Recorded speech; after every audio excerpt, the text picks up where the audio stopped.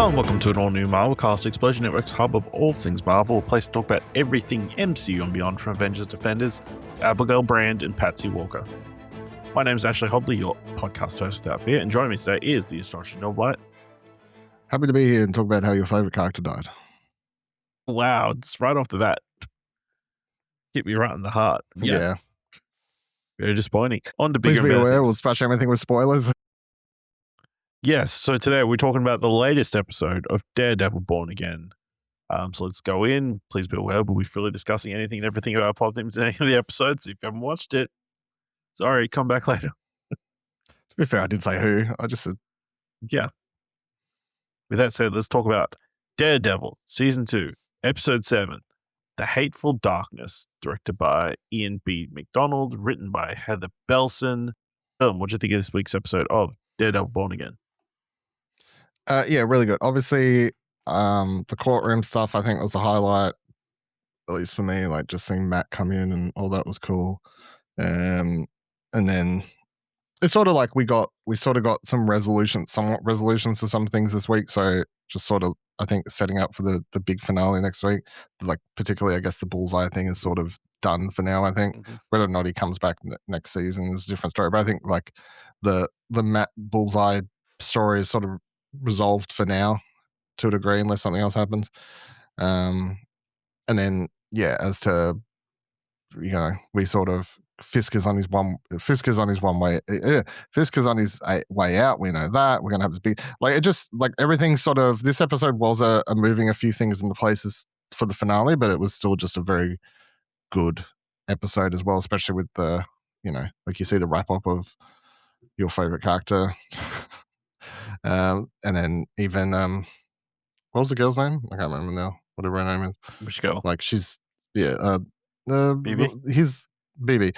You know, like, I don't think we'll see her next week either. I think she's just sort of done for now as well. Like, a lot of characters, I think their story's just, like, whether or not they pick them up again to do stuff next season or whatever, sure. But I think a lot of the characters, they just sort of finish with this episode. So that just leaves the focus for a big finale between Fisk and Matt.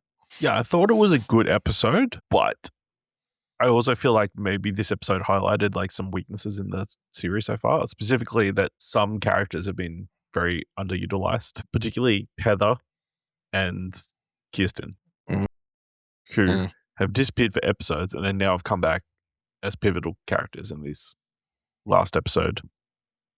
I think, you know, even Cherry, who we haven't seen for several weeks, you know, I'll give it to him. He's finally recovered from his heart attack, but still, you know, wasn't Matt checking on him in this entire time when it was, you know, where is he hiding with the other police mates, you know, from the task force, you know? So, but yeah, I think a lot of good stuff there. My other worry is how much are they going to tie up next week? I think is going to be what I want to know. Well, it's not all going to be tied up because they're currently filming. So it's just, is it a satisfactory end to the season, I guess? Yeah, I mean, yeah, but also, like, yeah, I'm just curious what they're going to leave open-ended and what they're going to tie down, you know, that kind of stuff. So, yeah, let's run through this week's episode on number one movie resource, Wikipedia. Jessica Jones confronts Charles, who reveals that Fisk intends to kill McCaffrey to prevent his removal from office, and that Jones's partner, Luke Cage, is working for him overseas. Right off the bat, confirming a lot of stuff that we suspected last week. Still a weird explanation as to why Charles sent his men to go get Jessica Jones. I just wanted to send a message for you to back off. It seemed like Jessica Jones was not involved at all. So no, she wasn't involved at all. So a very weird thing for him to have done in the first place. Sort of completely backfired because now she is involved. Yep. But that was a fun scene. You know, him saying, you know, he's not in bed with Fisk anymore because there's no guns. You blow up the guns, so there's no bed to have. You know, it's a good bit. Confirmation that Luke Cage is working for Charles overseas. Potentially setting up. The overseas parts is interesting, I guess. Doing the Lord's work, as he's called. Yeah, I don't know if I'd read too much into that. I think that's just a... Really? You don't see he's been sent to the To where? the Middle East? No, I don't think so. No, that's too controversial. Which lord are we talking about? Yeah, I think that's a fun opening. It'll be interesting to see if we do see any more of... You think we see Damien Lidland next week? Or are they sending... No. Could he be set up as the big bad of season 3? Don't know. No, I mean, no, I honestly, I'd sort of just be happy for them to not... Like, I think Fisk is going to be in the 3rd season, but I don't think he's going to be the big bad. I think he's sort of going to be pushed into a supporting role for a little bit, which I think is a smart move, because Fisk is really good, but also... He can't keep losing constantly. He can't keep losing. So I think him losing and then being pushed into his own sort of story, but not being the main antagonist for the defenders as they get back together next season makes sense. So it's like he'll still be in the show, but not the antagonist. But then I'm also like, I don't need them to set up the big bad in this. Like, just focus on finishing up the actual Fisk Matt storyline next episode. You can do an after credits thing, I guess, would be fine, but like not in the core episode. In police detention, Paige is confronted and choked by Fisk, who stopped short of killing her. And Chief of Detectives Brett Mahoney allows Murdoch to visit Paige secretly.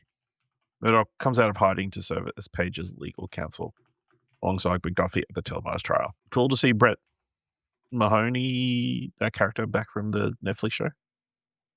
I honestly could not remember who this dude is. It's been a while since I watched it. You've got more recency. Yeah, that's more recent. But the way he's brought in is like, I know you. It's so good to see you.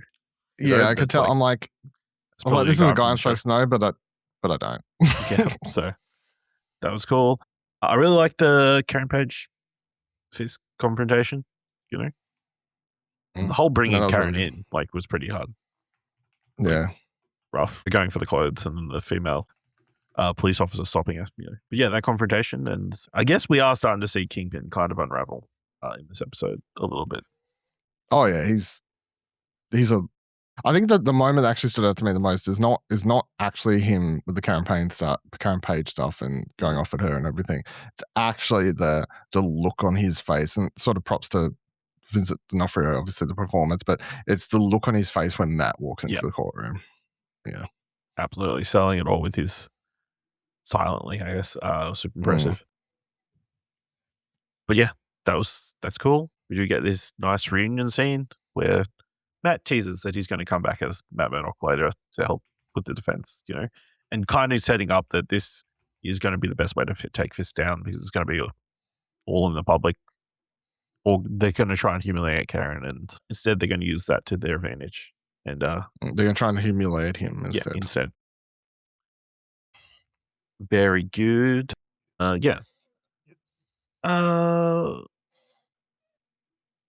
the televised trial, they attack the AVTF's integrity.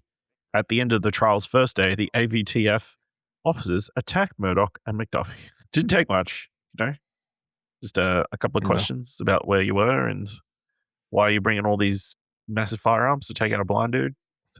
Yeah, that was a really good line. The stick is like, do you feel like these AK-47s or whatever the hell they are, just high power necessary to do a welfare check on a blind man? Yeah, I was told that Karen Page was the getaway driver. Oh, what else did you? What else did you? Superior tell really you to they're digging their own hole. Yeah, and then the other really good line was when the judge or whatever was like, "There's no jury here," and she was like, "Isn't there?" I don't know about that. Yeah. Really working that court scene.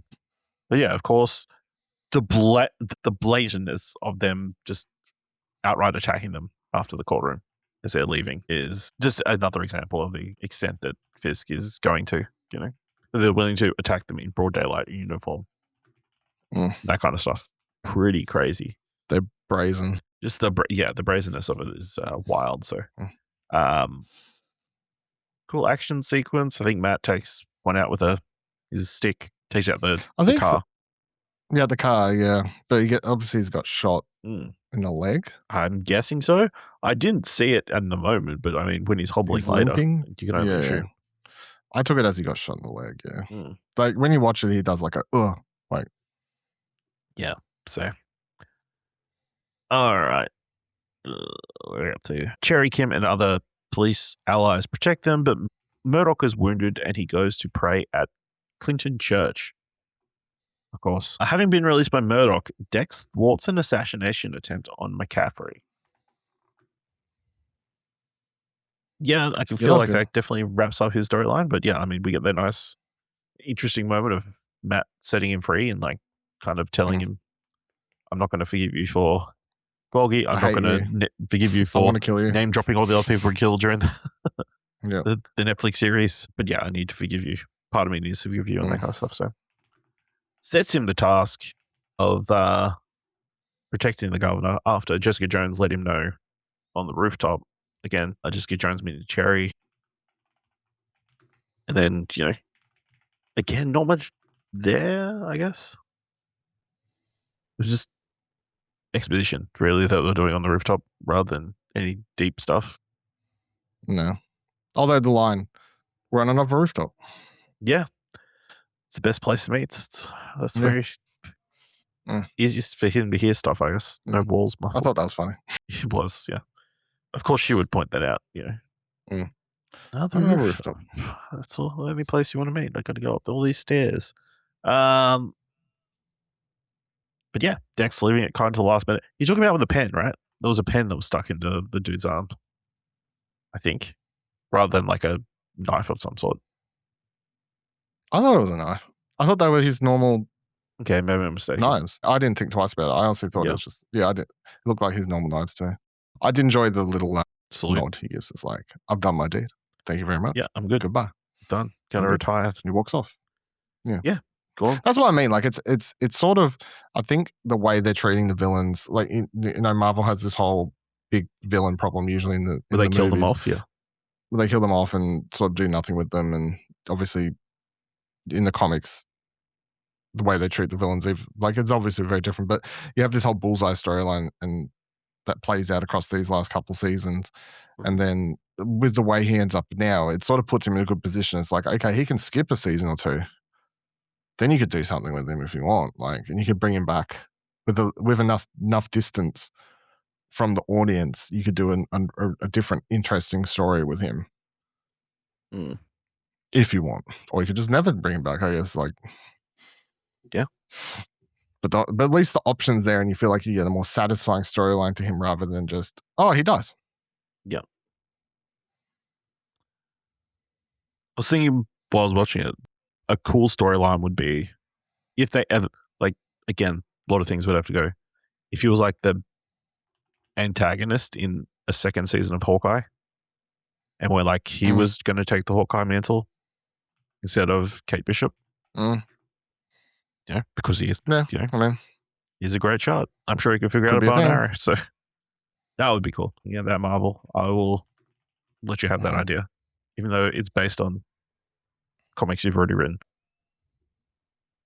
Glenn psychologically evaluates Paige, who points out that there are differences in understanding Murdoch, leading Glenn to attack Paige after seeing visions of Muse.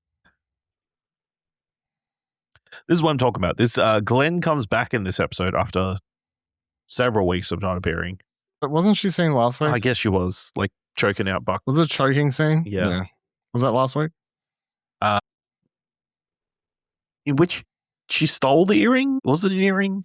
A ring? Yeah, that was. Yeah, she stole an earring or a stud or whatever it was. And Fist ain't happy about it, but I don't know what that interplay was. Whether it was like, I've got something over you now, or that.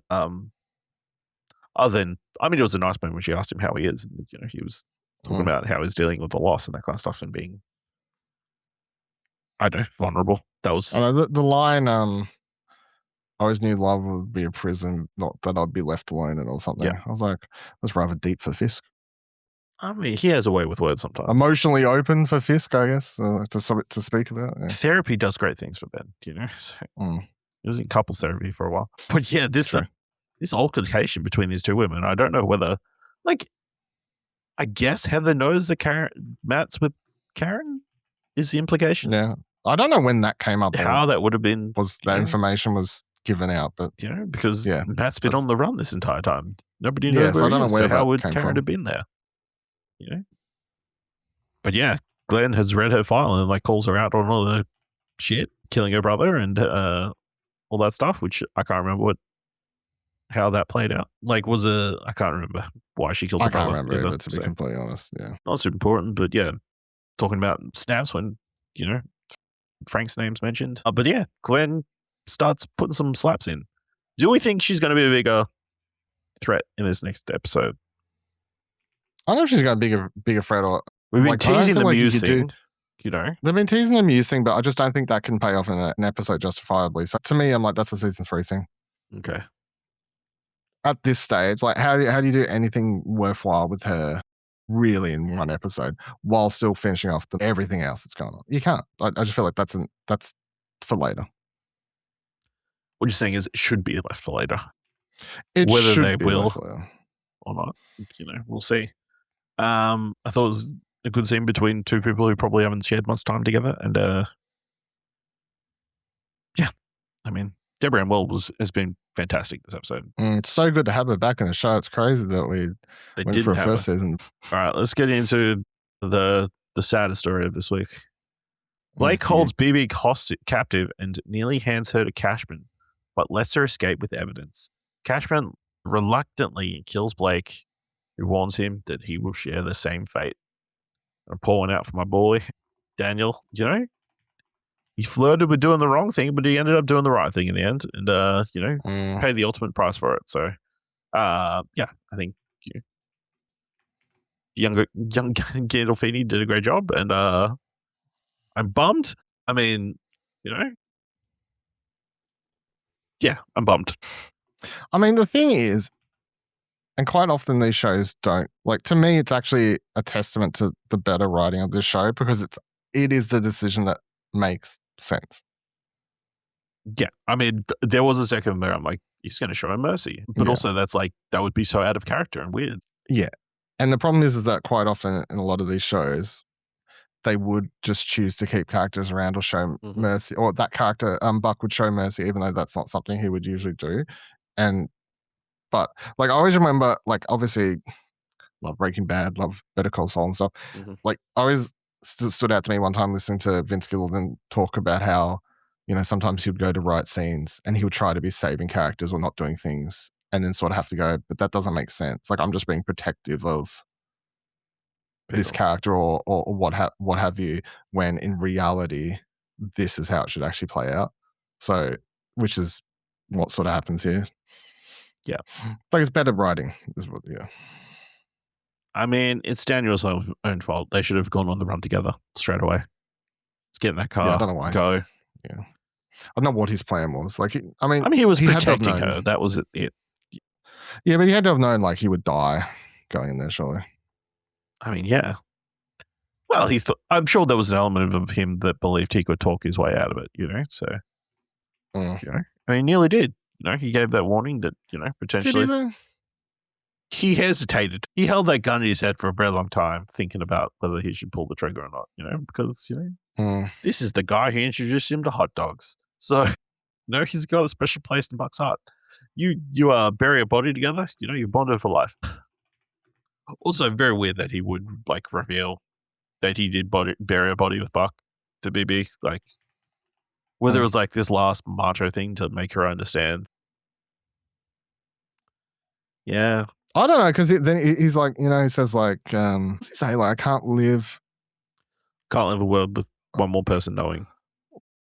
Yeah, something like that. But that's right before that's when he was still going to bring her in. So the implication being that she's going to die. So might as well divulge himself of the sins. Yeah. Divulge it, yeah, I guess. Yeah. Yeah. Rest in peace, Daniel. Really, like, cold. Who's your second favorite character that's now your actual new favorite character? Matt Murdock. Back to the protagonist of the show. Hopefully he doesn't die in vain. Would be my thing, BB's got to do something, I guess she's got the footage from first mate dude from the start. Yeah, and I mean, I guess I said that she won't come back next season, next episode. But I mean, I guess I could play into it. Should probably release that to like release it online in her show. I guess. Yeah, that would be. I guess before we wrap up, what are your expectations for next week? I mean, the problem is that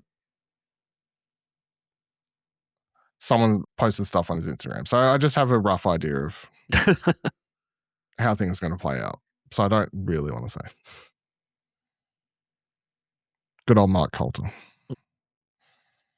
Good on you, Luke Cage. They were just visiting set, Dylan. No, it's more than just hanging out in costume. Yeah, I mean, hopefully, I feel like this Mayor Store was a great story is going to be resolved. The governor's coming in, and her not dying is going to have a massive implications. I feel like there's no way that, Fisk is going to be mayor by the end of the season. The question is it going to be, how's it going to play out? Do we think there's going to be a physical confrontation? Is Fisk going to go out in a blaze of glory or take the L? He's not going to go out in a blaze of glory. He's going to go out swinging, and he's not going to get captured or anything like that, but he's not going to go out peacefully, and because of that, it's all going to go shit, and then I think he basically just goes on the run or something like that. Yeah. Goes into hiding. Sounds about right. Yeah. Yeah. Karen will get exonerated. Yeah. Oh, yeah. Karen going free and then Tether going crazy, as a result of that, not having fists, not having all these people around her that she would ingratiate herself to, And then she puts the mask on. If you had to have one guest post-credit sequence for next week. I mean, if it's not setting up next villain, maybe just showing Luke Cage somewhere because they've already brought him up as a tease of, hey, yeah, he's coming back next season. Like we're heading towards the Defenders thing. You're gonna have a wild swing, Dylan. Tom Holland walks in. Yeah, there we go. And the next episode. Yeah. Teasing that Daredevil's going to be in the next Spider-Man movie. He's already been in it once. He's like, why haven't you been here helping out this entire time? Sorry, bro, I had homework to do. Yeah, I was studying. It's fine. No one knows who Spider-Man is anymore, so actually, I guess he doesn't remember helping him. But did you know Matt as his lawyer? He would know Matt. He wouldn't know Matt as Daredevil. He wouldn't know Matt as Daredevil. He never found out he was Daredevil. But I mean, Tom Holland wouldn't know that. No, sorry. Matt wouldn't know that Tom Holland is Spider-Man anymore. No. Yeah. I guess so. That's a good point. Yeah. All right, let us know what you thought of this week's episode of Daredevil Born Again, or what your expectations are for next week's episode. And let us know on social media by going to explosionnetwork.com/follow. If you want to help us out here at All New Marvelcast, leave us a review on Apple Podcasts and Podchaser. Leave us 5 stars and equally 5 stars, or just tell people about the show. And if you want to help us out at Explosion Network with all our news, reviews, and other podcasts, head on over to explosionnetwork.com/supports. Thank you very much for listening. Be sure to watch next week's episode of Daredevil Born Again. And join us next time for another All New Marvelcast. Finale time! Sorry, Dylan. I've just pulled up this article. I was so confused for a second. From Variety. Daredevil Born Again has killed off another major character, but the fatal murder scene was originally shot with a much happier ending. It wasn't until after filming that showrunner Dario Scapandi decided to reverse course and add post-production special effects to put the nail in the coffin of Kingpin Mayor Wilson Fisk's closest allies. Kingpin's enforcer Buck Cashman shockingly murders Deputy Mayor Daniel Blake in the showdown of Fisk's 2 right-hand men. He could have lived, Dylan. He could have lived. And yet they made the right decision.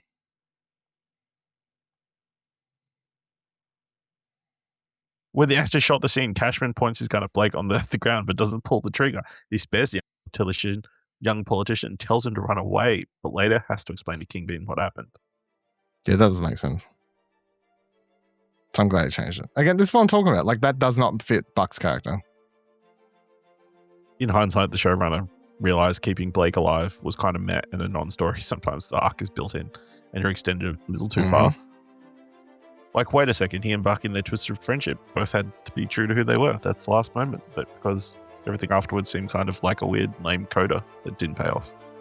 There we go. He lived in an alternate universe. In the We're in the good multiverse he universe. lives. Yeah, we're in the good universe though.